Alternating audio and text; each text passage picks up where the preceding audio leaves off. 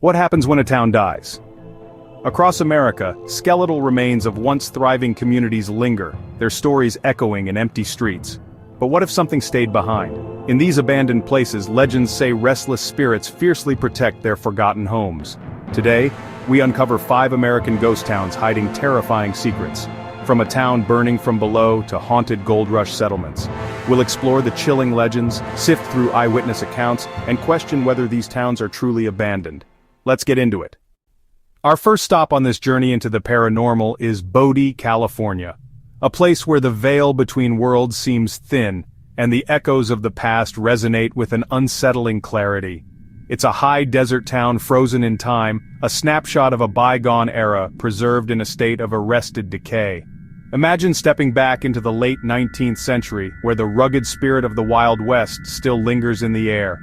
Gold was struck in 1859, a discovery that would forever alter the destiny of this desolate landscape. The promise of riches drew prospectors and dreamers from far and wide, transforming Bodie into a bustling hub of activity.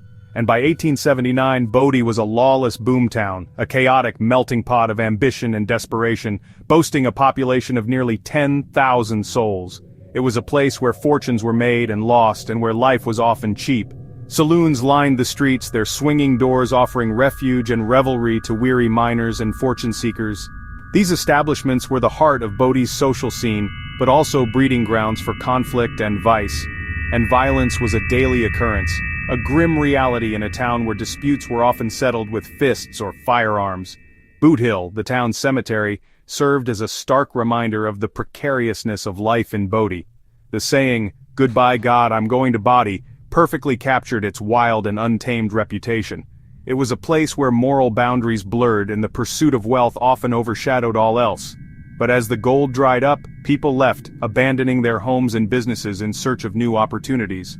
The once bustling streets fell silent, and the vibrant energy of Bodie began to fade. And fires in 1892 and 1932 hastened its decline, consuming much of what remained of the once proud town. These devastating blazes served as a final blow, sealing Bodie's fate as a ghost town. By the 1940s, Bodie was a true ghost town, a desolate and haunting reminder of a bygone era. The wind whispered through the empty streets, carrying with it the echoes of laughter, sorrow, and the relentless pursuit of fortune. Today it's preserved in a state of arrested decay, a unique approach to historical preservation that allows visitors to experience Bodie as it was left behind. Buildings are left as they were, interiors frozen mid-life, offering a glimpse into the daily lives of Bodie's former residents. It's like stepping into a time capsule, where the past is palpable, and the stories are waiting to be discovered. But beyond its historical significance, visitors and staff report chilling paranormal activity, adding another layer of intrigue to this already fascinating place. There's the tale of a woman's ghost in the Gregson and Bain house, forever searching for something lost within its dusty walls.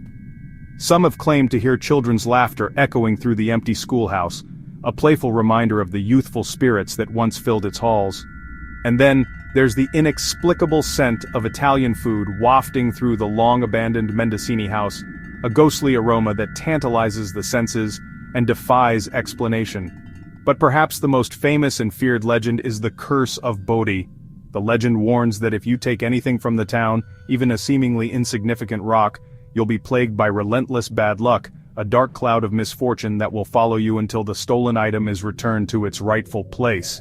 The park's museum holds a collection of letters, tangible proof of the curse's power, from people who mailed back stolen items, desperate to escape its grip. Their handwritten pleas detail the misfortunes they've suffered, desperate to break the curse after experiencing a string of inexplicable misfortunes. Whether it's a genuine supernatural phenomenon or simply the weight of guilt, the curse serves as a powerful deterrent, helping to keep Bodie's secrets safe and its artifacts undisturbed. So, is Bodie just a meticulously preserved relic of the past, a testament to the fleeting nature of boomtowns, or is it something more? Is it a place guarded by the restless spirits of its past, their presence lingering in the shadows and whispers of the wind? The silence here is heavy with stories, a palpable sense of history that permeates every building and every dusty street. Some of those stories are still being told, not by the living but by those who never truly left, their spectral presence forever bound to this hauntingly beautiful ghost town. Our journey continues, and next we travel to Centralia, Pennsylvania, a place where the earth breathes smoke and whispers of a forgotten past echo through the empty streets. A ghost town consumed by an underground fire, a subterranean inferno that has been raging for over half a century. It's a chilling testament to the power of nature and the enduring consequences of human actions. This isn't a recent tragedy. This is a slow-burning apocalypse that's raged since 1962, transforming a once-thriving community into a desolate landscape. Once a typical mining town, bustling with families and the promise of prosperity, Centralia was a place like any other in the Pennsylvania coal region. Centralia's fate took a dark turn, its destiny irrevocably altered, when a seemingly innocuous trash fire unwittingly ignited a coal seam deep beneath the surface. This was no ordinary fire, it was a gateway to an underground hell. The fire, fueled by the vast network of old mining tunnels, spread relentlessly, a creeping menace that defied all attempts at control. It proved to be virtually impossible to extinguish, a stubborn inferno that burrowed deeper and deeper into the earth.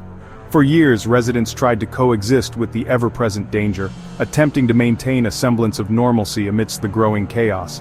But the insidious creep of toxic gases and the increasingly unstable ground made it impossible to ignore the looming threat. The very ground beneath their feet was turning against them. The turning point came in 1981, when a young boy named Todd Domboski fell into a sinkhole.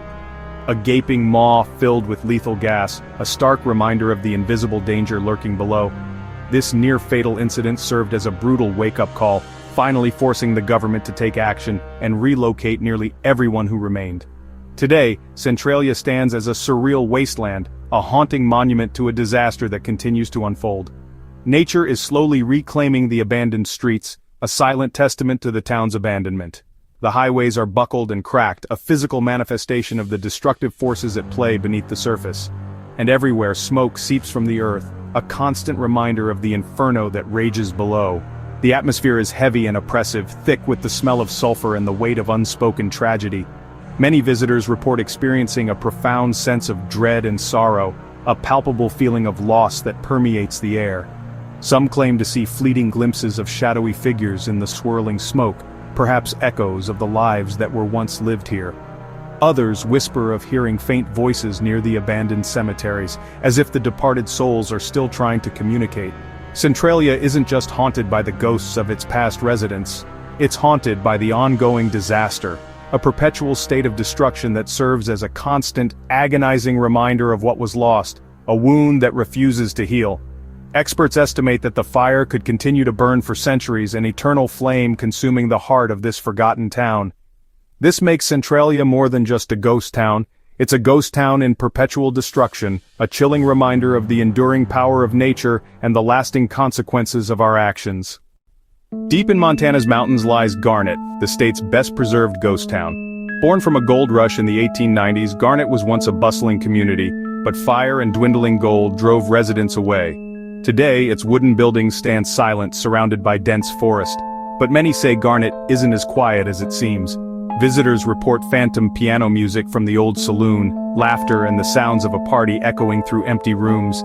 Apparitions of a woman in period dress appear in the hotel's upper windows, vanishing as quickly as they come. The most unsettling reports are of heavy footsteps crunching in the snow behind you, yet no one is there. These spirits seem to be echoes of the past, living out their routines, unaware a century has passed. In Garnet, the past lingers, and the footsteps of its former residents still echo through the empty streets. In the Nevada desert on the edge of Death Valley stands Rhyolite, a monument to ambition and collapse. Gold was discovered in 1904, and Rhyolite exploded into a modern city with electric lights, a hospital, and even a stock exchange. But the boom was short-lived, the ore was poor, and by 1920, the town was nearly empty. Today, Rhyolite's grand ruins, like the Cook Bank and the famous Bottle House, stand as haunting reminders. Ghost stories abound. The spirit of Tom Kelly, builder of the Bottle House, is said to linger, sometimes pushing visitors away from his creation. The ghost of Mona Bell, a young woman murdered in town, is seen near the old jail seeking justice. Visitors report fleeting figures among the ruins and whispers on the desert wind. A woman's laugh, a man's cough. Rhyolite's ghosts are more than spirits. They're the echoes of dreams and futures that never came to be. Our final stop on this journey through West Virginia's haunted history is Thurmond, West Virginia, a place where the past lingers as palpably as the mountain mist. This near-ghost town is hidden deep within the embrace of the New River Gorge's dense forests, a location that both protected and isolated it. Built by the Chesapeake and Ohio Railway in the late 1800s, Thurmond's story is inextricably linked to the Iron Horse.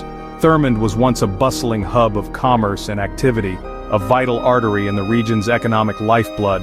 It was a boom town fueled by coal and the relentless chugging of steam engines. The town's hotels, banks, and saloons thrived, catering to the needs and desires of railroad workers, coal barons, and the countless souls who passed through its busy depot. The Dunglin Hotel, in particular, was a legendary establishment, but as the age of steam engines faded into memory, replaced by more efficient technologies, so too did Thurmond's prosperity. The town's fortunes dwindled, its vibrant energy slowly dissipating like steam into the cool mountain air.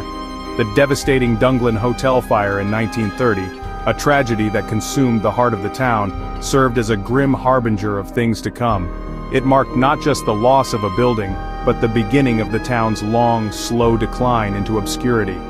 By the dawn of the 21st century, the once thriving town was a mere shadow of its former self. By the 2000s, only a handful of residents remained, clinging to a life in a place that time seemed to have forgotten. Today, the National Park Service steps in, working diligently to preserve Thurmond's silent streets and the echoes of its past. They have carefully restored the depot, a testament to the town's rich history and a beacon of hope for its future. But the silence of Thurmond is often broken not just by the occasional passing train, but by something far more mysterious, unexplained phenomena that hint at a lingering presence. Many have reported seeing phantom lantern lights bobbing and weaving along the railroad tracks late at night, as if searching for something lost. Others claim to hear faint echoes of lively parties emanating from the empty site of the old Dunglin Hotel, a ghostly reminder of the town's opulent past. And still others swear they've heard disembodied voices calling out from the depths of empty buildings, whispers carried on the wind that seem to beckon from beyond. The most persistent and chilling legend is that of a railroad conductor who met a tragic end on these very tracks. It is said that his restless spirit is still pacing the platform, forever bound to the place of his demise. He is eternally waiting for a train that will never come, a spectral figure forever stranded in the twilight of Thurmond's past. Thurmond's ghosts, it seems, are inextricably tied to the very rails that run through its heart, the very thing that gave the town its fleeting moment of glory and vibrant life. In a cruel twist of fate, it was also the very thing that ultimately sealed its fate, leaving behind a haunting legacy of what once was. From Bodhi's curse to Centralia's burning ground, from Garnet's phantom footsteps to Rhyolite's shattered dreams and Thurmond's spectral railroad, these towns are more than ruins.